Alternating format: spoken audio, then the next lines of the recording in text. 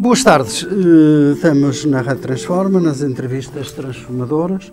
Comigo tenho hoje o Francisco Calheiros. O Francisco é arquiteto, mestrado em Arquitetura pela Faculdade de Arquitetura da Universidade do Porto, 34 anos. É membro da direção da cidade do Porto do Partido Comunista Português. Foi membro da direção da Associação dos Estudantes da Faculdade de Arquitetura da Universidade do Porto. Foi eleito na Assembleia Municipal e membro da sua Comissão de Acompanhamento, Planeamento e Ordenamento do Território. É presidente da mesa da Assembleia Geral do Sindicato dos Trabalhadores em Arquitetura. Já foi candidato nas últimas eleições europeias. Esta é a primeira vez que concorre a umas eleições europeias, certo? Sim, fui candidato nas últimas eleições autárquicas. Nas últimas eleições autárquicas, exatamente.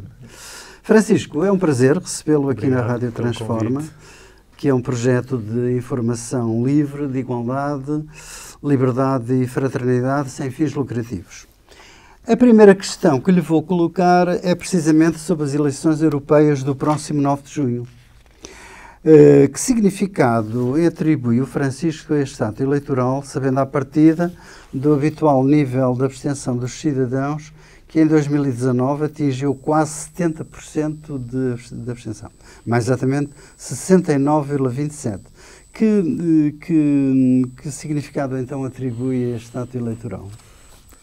Boa tarde, antes de mais agradecer o convite também para estar aqui.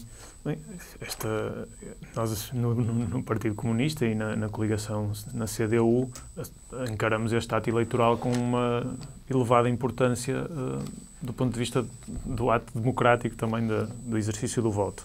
Obviamente que as abstenções para o Parlamento Europeu têm uma tendência histórica de níveis altos de abstenção. E acho que também cabe a quem está na esfera política, aos candidatos, todos os partidos envolvidos, de valorizar este ato eleitoral. Aquilo que o Parlamento Europeu significa nas nossas vidas, cá em Portugal, é de extrema relevância. Nós cada vez temos mais esferas da nossa vida a serem afetadas pelo Parlamento Europeu e pela legislação que lá se produz. No entanto, eu sinto também, e dizer se calhar antes isto, ou seja, da parte do Partido Comunista e da CDU, faremos tudo para, e como fazemos sempre, para valorizar isto, seja na ação de campanha, de esclarecimento, de levar também às pessoas aquilo que são os problemas que surgem pela Europa e pelas suas imposições muitas vezes, mas também dizer que existe alguma tendência.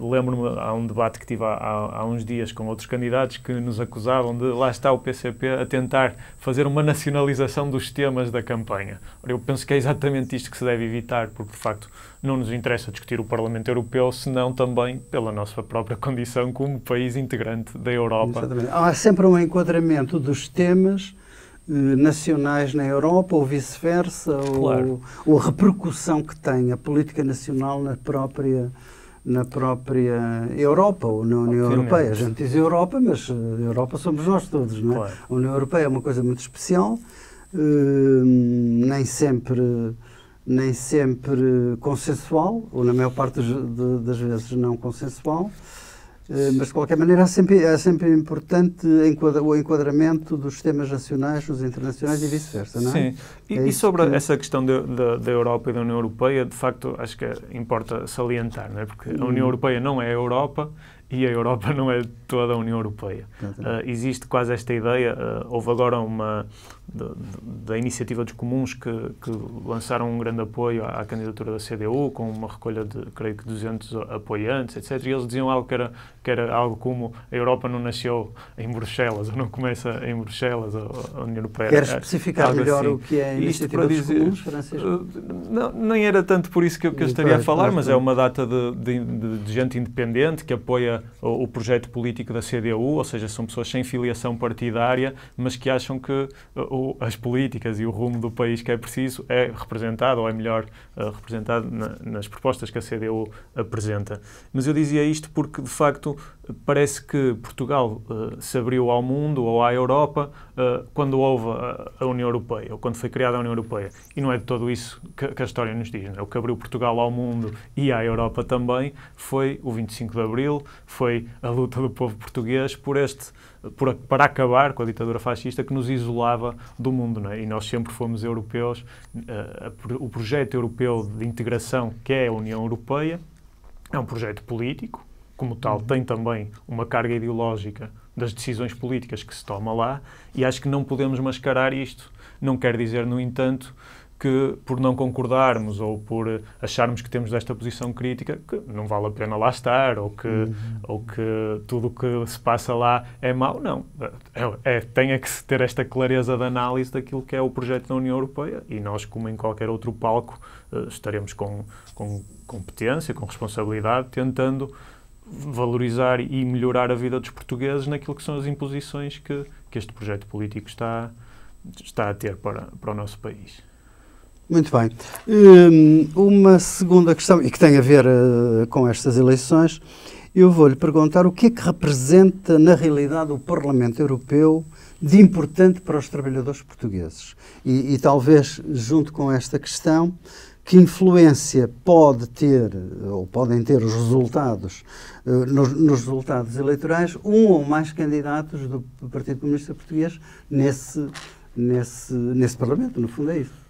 Sim, pronto, o Parlamento Europeu, o nível de tratados e de complexidade até dos próprios organismos, ou dos próprios instrumentos de legislação depois para os países, são mais variado tipo, não é? Não serão todos da mesma forma. Mas se nós vemos, por exemplo, que os orçamentos de Estado do nosso governo vão primeiro à Comissão Europeia para depois levarem o selo de aprovação e só depois é que começam a ser aplicados cá, obviamente que tem uma implicação muito grande. Se nós vemos que, por exemplo, as taxas, aqui não é diretamente no Parlamento Europeu, não é, mas nas instituições europeias, se as taxas de juro do BCE são decididas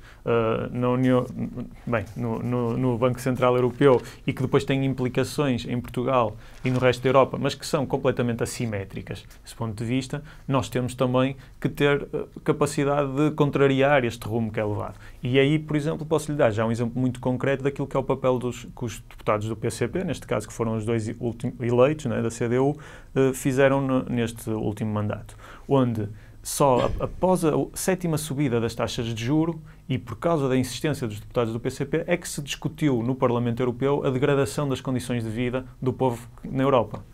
Ora, como é que um Parlamento Europeu podia estar à margem desta discussão quando nós víamos os níveis de inflação a atirarem famílias para situações de aperto, o caso do crédito à habitação que já referi, mesmo a crise habitacional que se tem assistido em vários países por causa da liberalização dos mercados.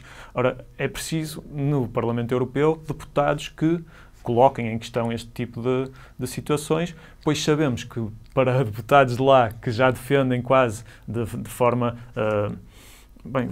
pouco racional aquilo que são as imposições da União Europeia e que são as suas políticas, isso já existem lá muitos. E nesse sentido os deputados do PCP farão a diferença de não receber de forma acrítica aquilo que são as diretivas da União Europeia, da Comissão Europeia e dos organismos da... De qualquer maneira, temos que ver que o Parlamento Europeu não é um Parlamento como os outros, não é? Exatamente. Convém falar disso. Sim, ou seja, não tem poder legislativo.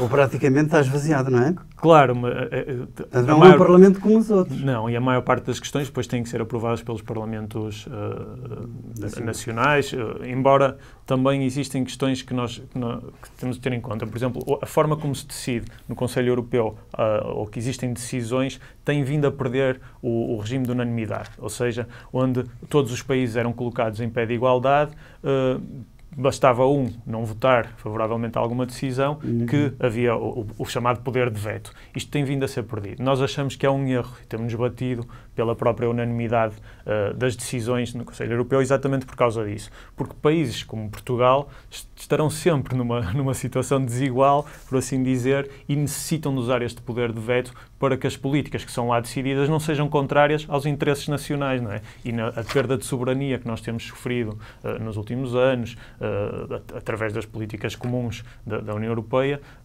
também aí temos que ter um papel que não nos submeta por exemplo, a estes a política interesses. agrícola.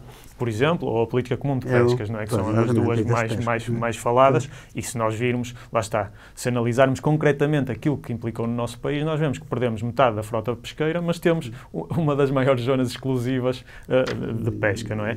Não faz sentido, na nossa opinião, estarmos a importar e a comprar peixe ou pescado fora, quando podemos desenvolver, de facto, uma atividade produtiva de alto valor no nosso país, não é? E que a tínhamos antes, e que deveríamos era ter um desenvolvimento tecnológico dela, etc., valorizando, lá está, a tal soberania, não só nacional de um ponto de vista geral, mas também alimentar. E o problema da soberania é um dos problemas que não passa a leste das políticas europeias, antes pelo contrário, não é? De todo, não é? No próprio ponto de vista industrial, não é? E a perda do tecido produtivo tem que ver com implicações da União Europeia também, não é? E é preciso reverter esse rumo.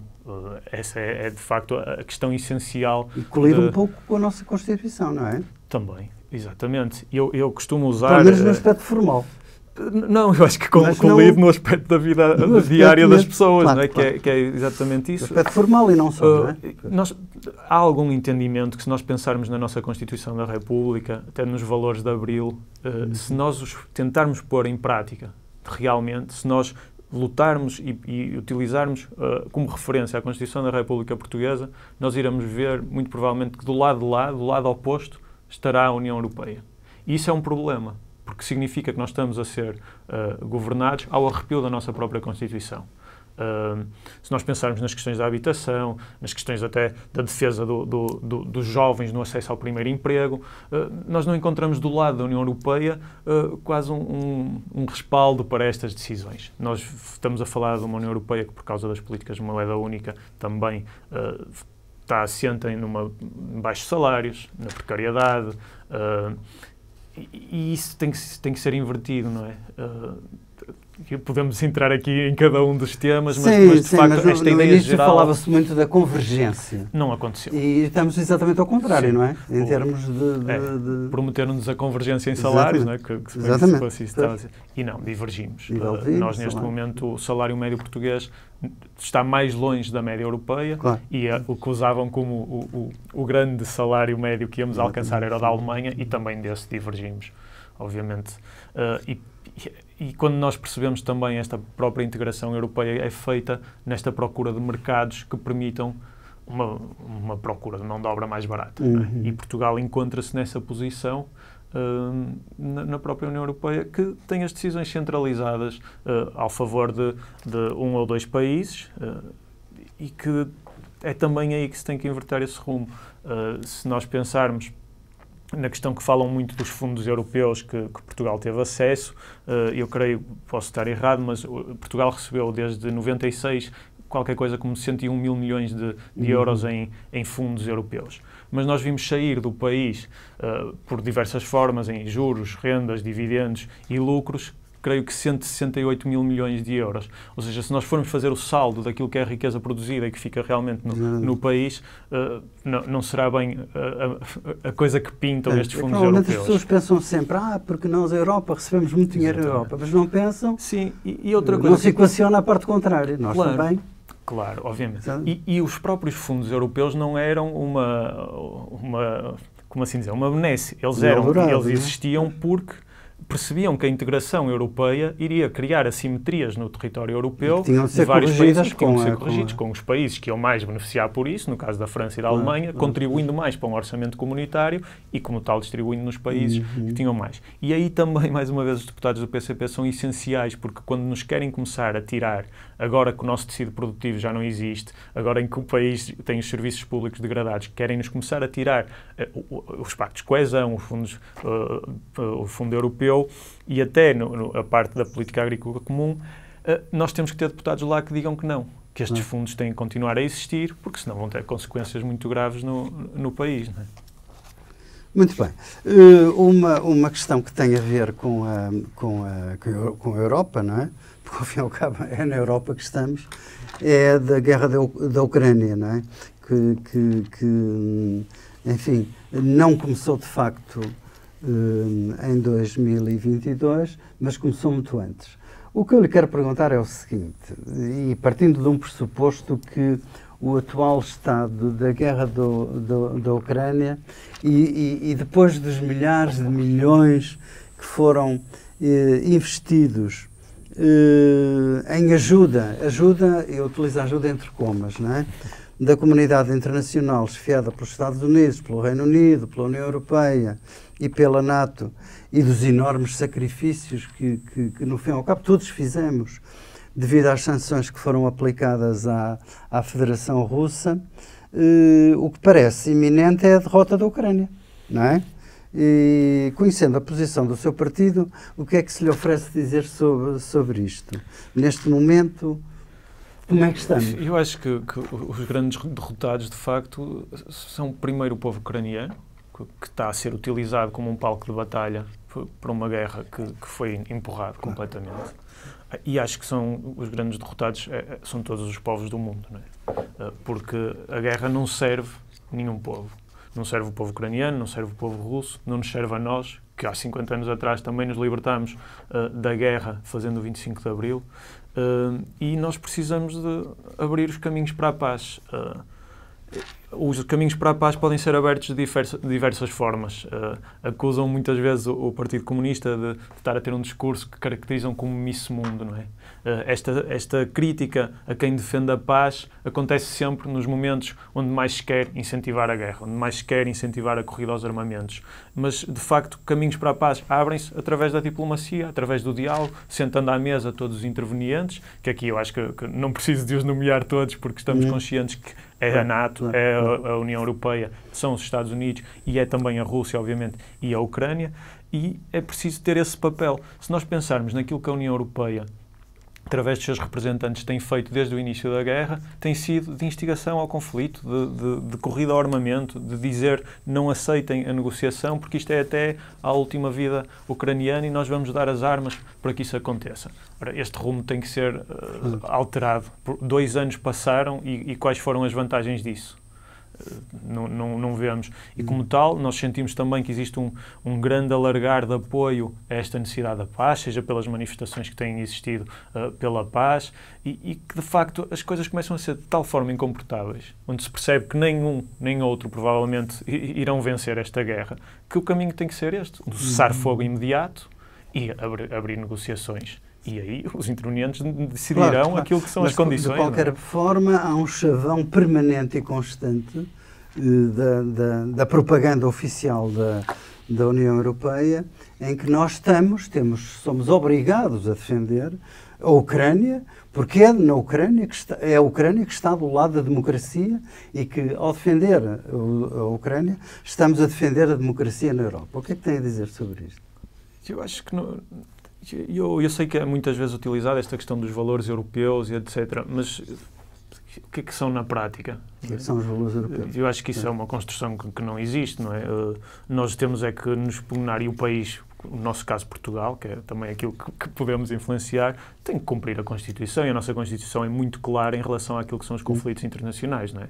Que a solução para os conflitos internacionais deve ser uma solução pacífica e, obviamente, política dos conflitos. Também, um ponto importante desse mesmo artigo é a questão do desarmamento, não é? Que tem que ser geral, simultâneo e controlado, neste sentido em que, obviamente, se um corre às armas, irão todos correr a seguir. Nós temos o caminho traçado, não é? E eu acho que ele não deixou de ser atual, embora já tenha alguns anos, não é? Quase a cumprir 50 anos a nossa Constituição, mas estão aí as pistas para aquilo que deve ser o papel de Portugal também na Europa e, obviamente, noutros conflitos que possam existir. E eu sei que isto acaba por não responder diretamente à pergunta, mas eu, de facto, esta questão dos valores que se querem defender ou não, eu acho que, quer dizer, não cabe à doutora Ursula von der Leyen decidir quais são os valores que nós defendemos, etc. A defesa da paz. Porque há sempre a questão dos valores e da prática, e a prática, desde há muitos anos, tem sido uma confrontação da União Europeia contra a Federação Russa. Sim. É verdade.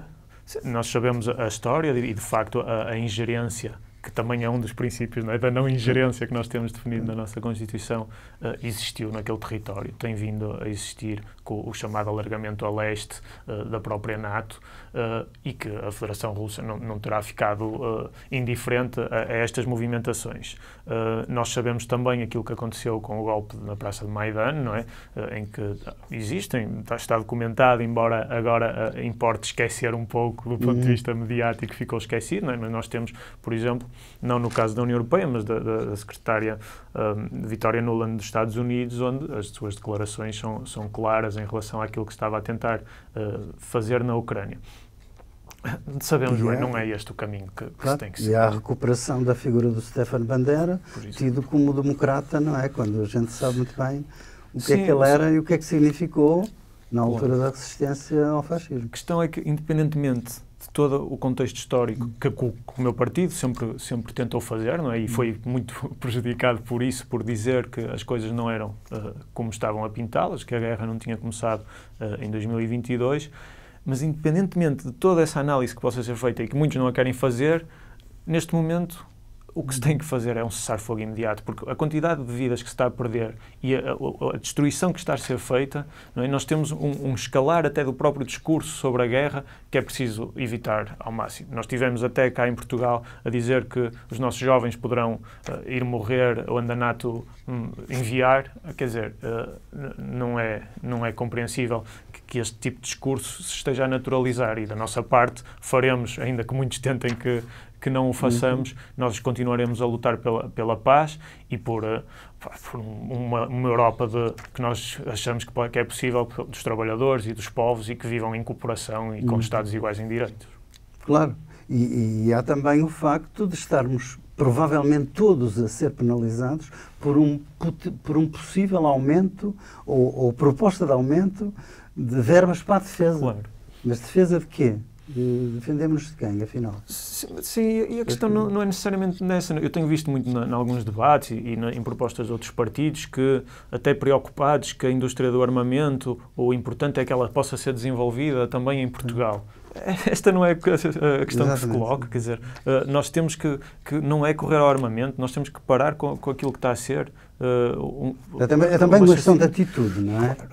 E todos os partidos têm que unir em torno disso. Não é? E eu acho que até à esquerda é preciso dizê-lo, não é? Que quando se tenta, de certa forma, mascarar o papel da Europa e a própria gênese da Europa, acho que se faz um serviço contrário aos interesses dos povos, não é? E que atira um pouco também para os resultados eleitorais e dá força a outras forças políticas que, obviamente, vendendo a tal banha da cobra, se alimentam da insatisfação legítima das populações. Acho que mascarar o papel que a Europa tem nestas coisas não ajuda na clareza da ação. Muito bem. Uma outra guerra que tem a ver com a Europa também, embora não diretamente, é a guerra na faixa de Gaza, não é? E na Cisjordânia. Nos últimos meses tem sido intensificada uma pressão cidadã muito grande sobre Israel, quer em termos de manifestações de estudantes, quer em termos de organizações de trabalhadores, que no fundo são uma manifestação contra uma ocupação e contra o que uma maioria significativa classifica já como sendo um genocídio do povo palestiniano, não é? Qual a posição, diga-me, Francisco, qual a posição do PCP sobre esta situação de guerra e como é que interpreta, por exemplo, a posição do Estado português, nomeadamente do Ministro dos Negócios Estrangeiros de Portugal, sabendo, por exemplo, que a posição da Espanha, da Noruega e da Irlanda é em reconhecer de imediato o Estado palestiniano? Bem, nós, se fosse por Partido Comunista, este reconhecimento do Estado palestiniano já teria sido feito há mais tempo. Até agora... Portanto, já não é a primeira vez que se fala no reconhecimento. Não, já é uma questão antiga, não é? Claro. Quer dizer, a luta do povo palestiniano, eu acho que é por ela também que está a acolher tanta solidariedade nos outros povos do mundo, não é? Nas manifestações que referia. É pela luta incansável do povo palestiniano que ela... Está num nível tal de solidariedade internacional que terá obrigatoriamente que ter repercussões. Ou seja, nós vemos com os países que agora assumiram essa posição e que Portugal também deveria acompanhar. Nós, do ponto de vista de exemplo, que posso dizer da parte do Partido Comunista, em todas as moções de solidariedade, não posso dizer em todas porque foram apresentadas em muitas juntas de freguesia também e assembleias municipais, etc. Mas para lá dos considerandos que fazemos era exatamente de apelar ao governo que reconhecesse o Estado da Palestina como o Estado que é, não é? E essa aí também é uma forma de pôr pressão diplomática para aquilo que tem que ser a solução pacífica do conflito e imediatamente um cessar-fogo, porque os níveis de destruição que, no caso da faixa de Gaza, estão a acontecer, quer dizer, nós estamos a falar a própria guerra da Ucrânia comparada, não são estes números, não é? Eu já não sei em quantos números vamos, mas falávamos de 30 mil mortos. 35 mil neste momento. Quer dizer, esta chacina tem que acabar e de facto aí... 35 mil.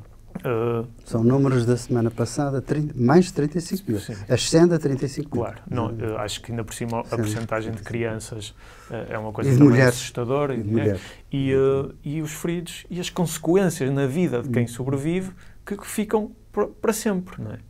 Por isso a solução política que está em cima da mesa, eu penso que continuará a ser a das fronteiras de 1967, capital em Jerusalém Leste e os dois Estados, mas o cessar-fogo tem que ser imediato e sabemos bem que é possível através da pressão diplomática dos outros países. Sabemos que alguns têm mais influência e terão também que ser pressionados pelos outros, não é? Mas a posição da Espanha, Noruega e da Irlanda é importante neste momento, de qualquer maneira. Sim, claro que sim, e espero eu que o meu é um exemplo, não é? O governo português siga pode ser um exemplo. Sim. Muito bem, Francisco. Tenho uma questão aqui para lhe colocar que é de âmbito, digamos, conceptual. Ou não. Pronto.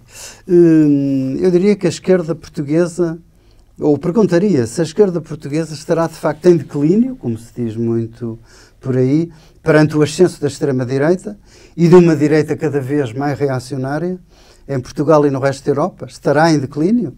E se, perante este cenário, como é que o Francisco Calheiros e o Partido Comunista Português veem um eventual reforço de convergência entre as forças da esquerda, entre as forças que em Portugal se reclamam da esquerda e da defesa dos interesses dos trabalhadores? As razões para... Isso é uma questão... É uma questão complexa e acho que também não temos o tempo todo... Dava quase um programa só esta perda de influência, ou suposta perda de influência da esquerda do ponto de vista eleitoral, não é? Que tem diversas razões. Obviamente, uma das coisas é aquela que também falávamos há pouco, de um descontentamento geral que está a ser aproveitado pelos partidos de extrema-direita, não é? Por as pessoas com as suas justas aspirações, como não as veem resolvidas, viram-se para aquilo que parece uma solução mais imediata, de ruptura, etc., mas que não é de todo esse o projeto da extrema-direita, como sabemos, mas também lá está, se a extrema-direita dissesse ao que vinha, ninguém votaria na extrema-direita. A própria questão no caso do Parlamento Europeu, dos níveis de abstenção e deste distanciar das pessoas da política por sentirem que são coisas que não controlam, que estão lá longe, etc., contribui para esse sentimento. Do ponto de vista daquilo que é a convergência à esquerda, o Partido Comunista sempre assumiu um papel muito unitário, aquilo que nós chamamos de trabalho unitário na convergência à esquerda. Ele aconteceu durante a ditadura, com a aliança com outros progressistas e democratas, com a aliança até a católicos progressistas, que é muito falada. No pós-25 de Abril também percebeu-se que era essencial uma convergência, uma convergência à esquerda para pôr o país no rumo que Abril estava a abrir. E depois, do ponto de vista unitário, também com as coligações em que nos candidatamos a eleições, primeiro com a APU também, que nos lembramos, e com a CDU, não é? Que integra o Partido dos Verdes, a Intervenção Democrática e muitos independentes sem filiação partidária. Ou seja, essa sempre foi a tónica também do trabalho que os comunistas desenvolvem. Um trabalho unitário, com comunistas e sem comunistas, mas por valores pelo progresso. E por isso é que nos faz, às vezes, temos alguma dificuldade em falar da convergência neste sentido abstrato, porque nós achamos que ela deve ser tida em objetivos concretos e claros, não é? Ou seja, aquilo que aconteceu, por exemplo, naquilo que nós chamamos a nova fase da política nacional, com um acordo parlamentar com o PS e depois que também incluiu o Bloco de Esquerda, não é? Que também negociou com o PS, isso foi em objetivos concretos de afastar a direita do poder e de travar o rumo de destruição. Afastou-se a direita do poder, mas a esquerda não estava no poder. Quem estava no poder era, de facto, o Partido Socialista. Mas havia ali um objetivo concreto, que era de retomar muitas das coisas que tinham sido perdidas e de pôr outro rumo no país. E nós estaremos sempre disponíveis para qualquer tipo de aliança que seja para questões concretas que melhore a vida dos portugueses. Ou seja, nunca vamos faltar essa... Há sempre uma parte de uma esquerda, e não estou a falar só em Portugal, uma esquerda europeia e mesmo norte-americana, que se reclama de uma esquerda de causas, portanto, de defesa dos direitos LGBT+, portanto, isso, mulheres, portanto, e algumas causas. Mas essas causas são causas de classe ou não? Eu acho que a classe nunca estará desligada de nenhuma dessas causas, não é? E quando vemos aquilo que foi também a luta dos comunistas pela interrupção voluntária da gravidez, etc., quer dizer, não há aqui nenhuma questão... É um exemplo de uma causa, para si. Claro. Mas a questão, as causas, ou seja, de um ponto de vista até da própria luta e de onde é que se pode levar a luta política, nós temos que perceber que as causas têm que ser encaminhadas e não se podem esgotar nelas, não é? E é essa a única questão que acho que está aqui em cima da mesa na pergunta que faz. Mas nós, se formos a ver, não é, um partido que é contra a discriminação, que é contra todo esse tipo de questões, estará sempre ao lado dessas pessoas, não é? Seja das chamadas minorias, para utilizar este termo que facilita, mas que também não gosto muito porque, de facto, não são bem... Muitas vezes as mulheres não são a minoria. Não são, de facto, não são.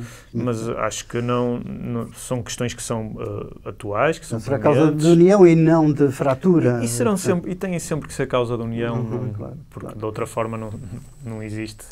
Muito bem, estamos quase no nosso limite de tempo. Eu vou-lhe colocar uma questão que é, salvo erro, é de ontem ou de anteontem. Foi um caso que foi publicitado, um caso de um trabalhador do continente que em 2021 foi apanhado a sair do trabalho com um saco de plástico sem pagar. O referido trabalhador recebia 735 euros de salário, foi suspenso por 15 dias e ficou sem metade do salário.